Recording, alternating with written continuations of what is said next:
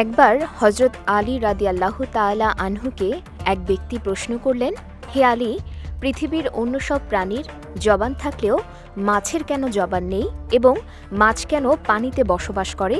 জবাবে হজরত আলী রাদিয়াল্লাহু তাআলা আনহু বলেন, মাছেরও জবান ছিল এবং তারা কথাও বলতে পারত, কিন্তু তারা নিজেদের ওপর জুলুম করার কারণে মহান আল্লাহ তাদের জবান কেড়ে নিয়েছেন। পরে ওই ব্যক্তি আবারও প্রশ্ন করলেন, হে আলী, মাছেরা নিজেদের ওপর কি জুলুম করেছিল? তখন হজরত আলী রাদিয়াল্লাহু তাআলা আনহু পুরো ঘটনা বর্ণনা করেন। তিনি বলেন, ইবলিশ আদম আলাইহিসসালামকে সিজদা দিতে অস্বীকার করায় আল্লাহ তাআলা তাকে বিতাড়িত করেন এবং দুনিয়াতে পাঠিয়ে দেন। কিন্তু ইবলিশ দুনিয়াতে আসার পর সব ধরনের প্রাণীদের কুমন্ত্রণা দিতে লাগলো। সবার প্রথমে সে কুমন্ত্রণা দেয় মাছকে। ইবলিশ মাছকে বলে, সাবধান, মানুষ এসে পৃথিবীতে জুলুম অত্যাচার করে ঘুরে বেড়াবে, তোমাদের জীবিত অবস্থায় টুকরো টুকরো করে কেটে খাবে।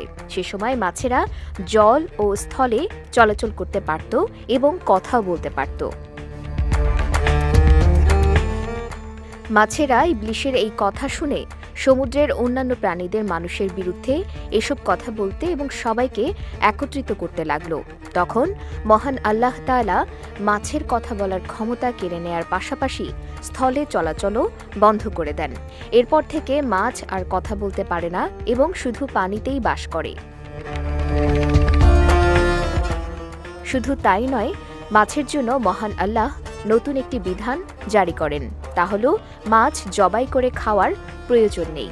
তাদের জীবিত কিংবা মৃত উভয় অবস্থায় কাটা যাবে এবং খাওয়া যাবে।